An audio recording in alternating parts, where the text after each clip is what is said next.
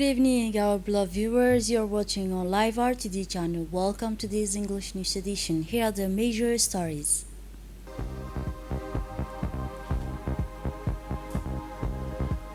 A strengthening dialogue between the state and private sector to modernize public procurement.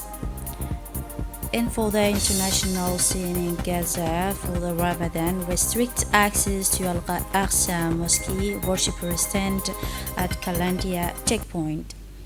Those were the headlines. Thanks for joining us in our newsroom.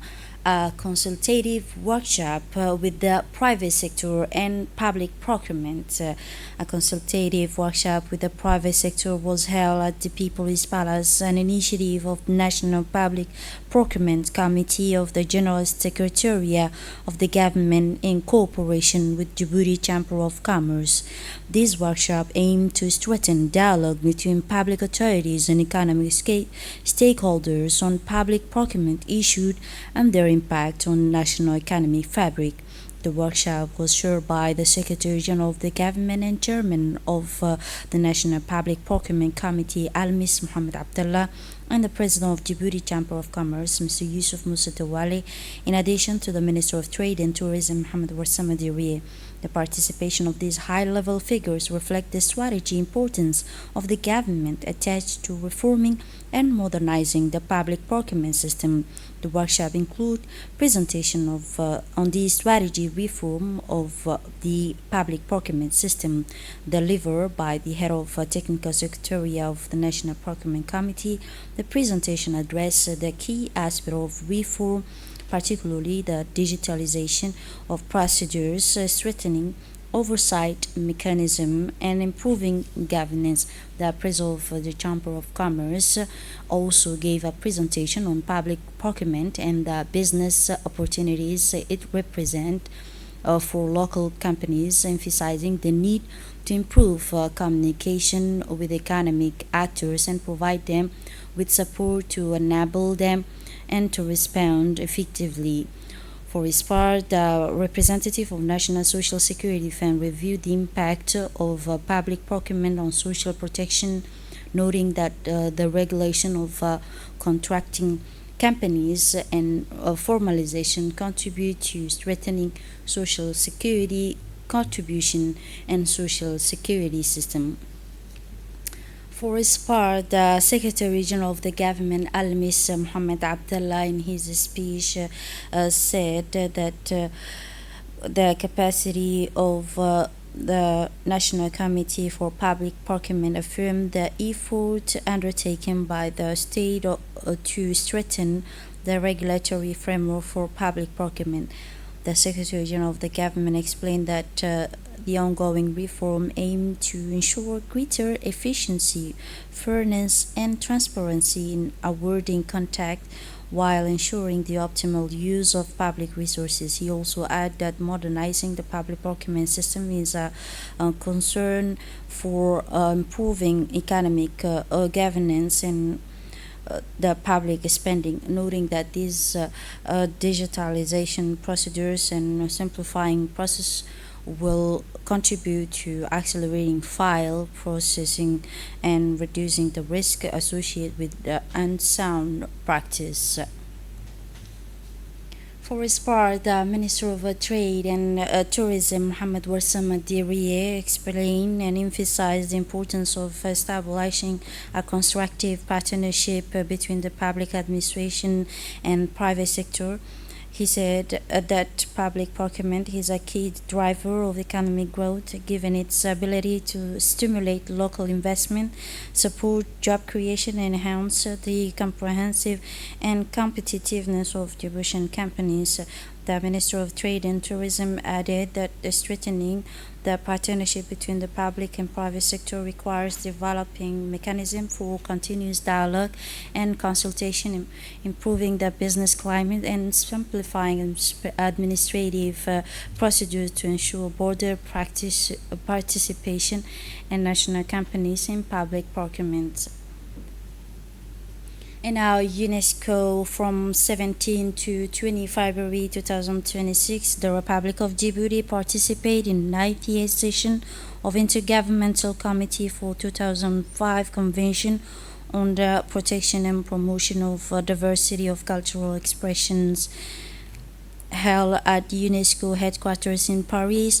The delegation was headed by Eid Moussa, Djibouti's ambassador to France and permanent delegate to UNESCO, and included Idriss Moussa Ahmed, a principal technical advisor to the Minister of Youth and Culture, along with members of the permanent delegation of Djibouti to the organization.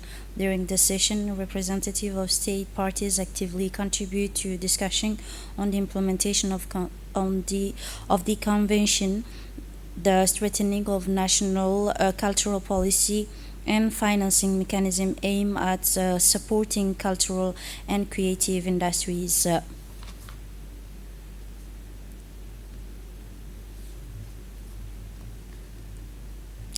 Djibouti hosted the launch of Educational Leaders Program, an initiative led by International Organization of Francophonie and managed by the Agency of University of Francophonie.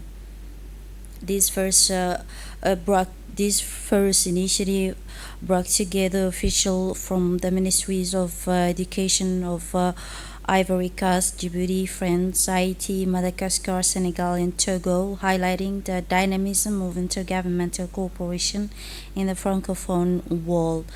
In this context, a high-level meeting and roundtable were held on February 9 at the French Institute in Djibouti under the theme Toward a High Performing Education System in the Francophone World. International experts discussed the management and governance of education system, the development of teaching profession, and multilingual digital education, but also reducing inequalities, gender equality, and climate change awareness. The discussion opened to the public focus on the importance of connecting international experience with local context. Following this strategy discussion, the delegation paid an official visit on February 10 to the National Center for Educational Resources, Information and Production. The Director General welcomed the delegation along with officials from the Ministry of National Education and Vocational Training. And now the discussion were also through this the education and police, the national police were honored to participate in Peace Forum, an event organized by the Minister of National Education and Vocational Training at the State District High School. This initiative is part of a broader effort to promote the value of peace and civic responsibility within the education community.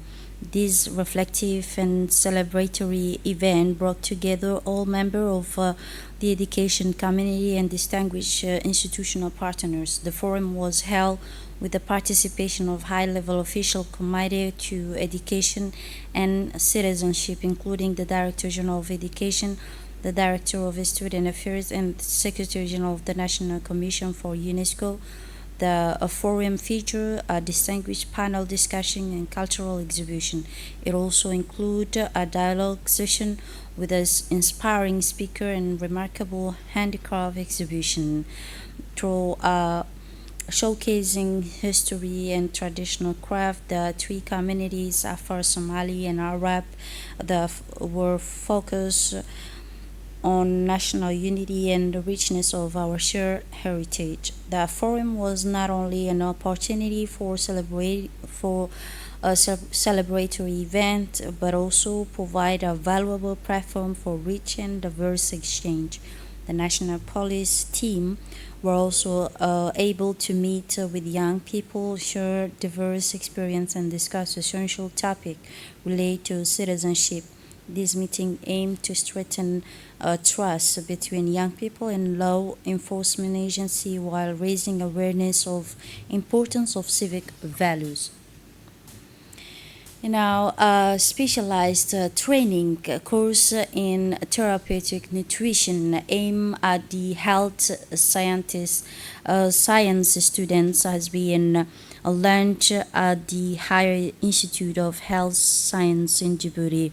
This course, the first of its kind, is part of an institution the Institute's effort to enhance the practical aspect of its therapeutic nutrition training program in Djibouti.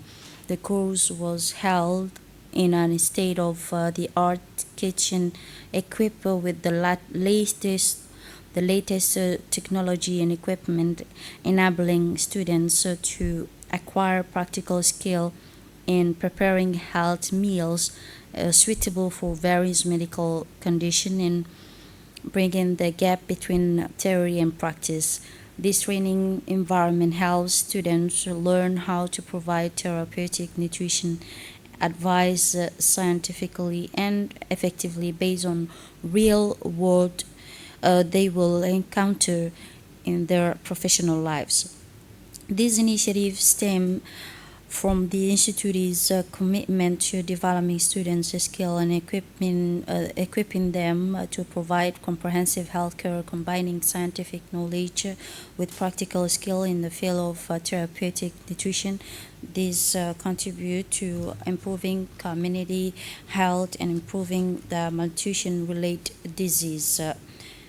In her introductory speech, therapeutic nutrition expert stated that my role is to deliver a specialized educational model focused on fundamental technique of the art and therapeutic nutrition. This model is a core component of the nutrition specialist training program.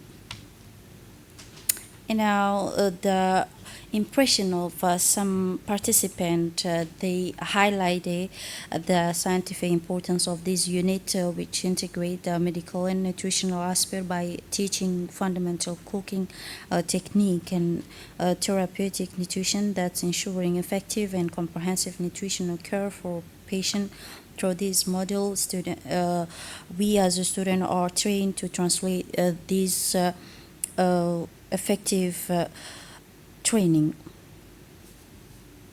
And now in Tajora, in Dafene 2, a multidisciplinary medical caravan was organized in the Fenetu area of Adelu district at the initiative of the Ministry of Health and at the request of the Smart Development Network in Dafene in close collaboration with Tajora Regional Hospital. This solidarity initiative aimed to reduce disparities in access to stabilized healthcare in remote rural areas where geographical distance and a lack of advanced health infrastructure hinders resident access to necessary medical service.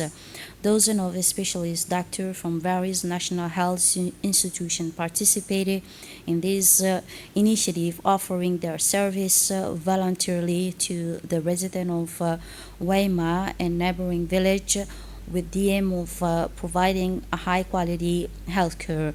The participating medical specialists include gynecology, pregnancy monitoring, and pediatric for treating common and chronic childhood illness, cardiology for screening from hypertension, and performing these issues as well as ophthalmologies or urology, gastrology, neurology, general surgery, medical biology, and radiology, including on-site ultrasound examination. The medical convoy received broad institutional support with the attendees of several officials, including the Prefect of Tajura Region, Muhammad Hassan Habas, the Secretary General of the Ministry of Health, Muhammad Ali Muhammad, and member of Parliament and key partner and technical and logistical organizations of the operation attend this event.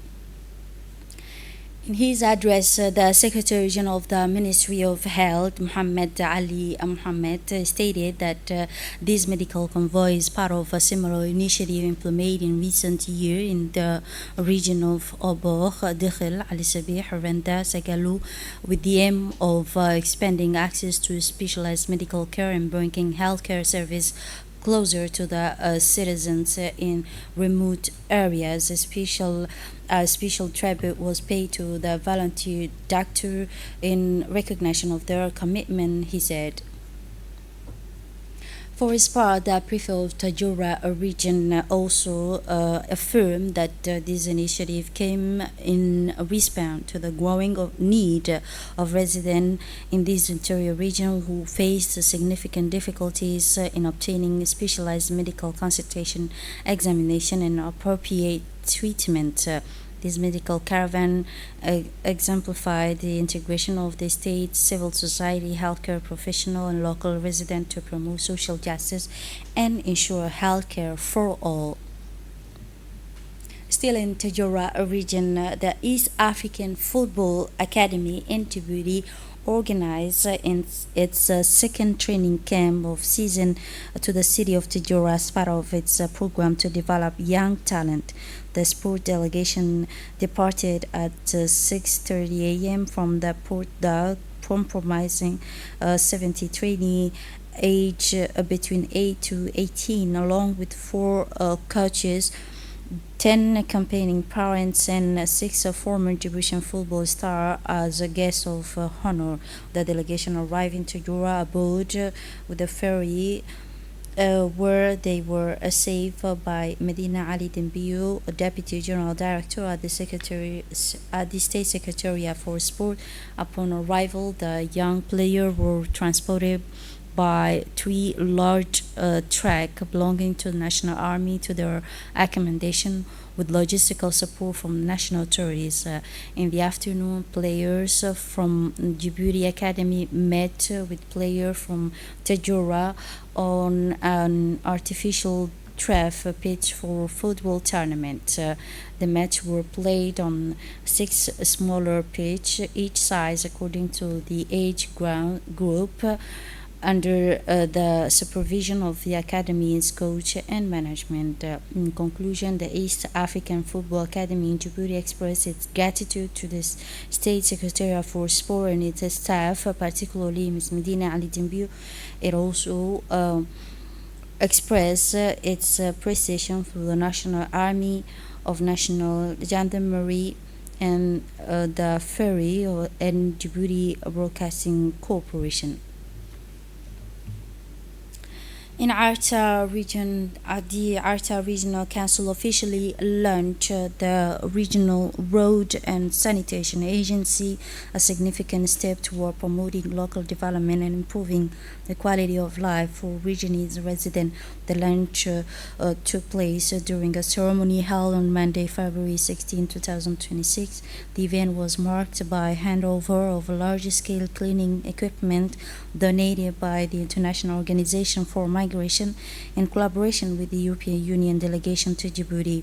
Officials emphasized that the establishment of regional road agency in Arta aligns with the priority of public health, environmental protection, and the promotion of sustainable urban development, especially given the region's rapid urbanization and increasing production of household and commercial waste. The new agency will enable the professionalization of waste collection operation, ensure best coordination among local service, and introduce technological solution to the region's need. The ceremony was attended by a number of official figures, including the Vice President of Arta Regional Council. Regional news. Following a recent consultation in Nairobi, Kenya Prime Minister and Egyptian Foreign Minister reaffirmed their commitment to implementing the agreement reached during Cairo summit in January 2025. This initiative aimed to bolster bilateral investment in several key sectors, including agricultural, energy, infrastructure, and information technology with a focus on supporting sustainable development and creating new opportunities for business and citizens in both countries. And now moving on to the international scene, hundreds of Palestinians gather on Friday morning at the Kalandia checkpoint north of Jerusalem, attempting to reach East Jerusalem to perform the first Friday prayer of the holy month of Ramadan. Al-Aqsa Mosque amidst tight Israeli security restriction. The gathering was met with a strict measure imposed by Israeli authorities, who announced that only approximately 10,000 Palestinians will be allowed to enter for the prayer, provided they obtain prayer permit issued by Israel. This permit will limit to a specific age group, including children under 12, men over 55, and women over 50, thus preventing many young people from participating in the prayer. This is it for this edition. Thanks for watching and have a wonderful evening.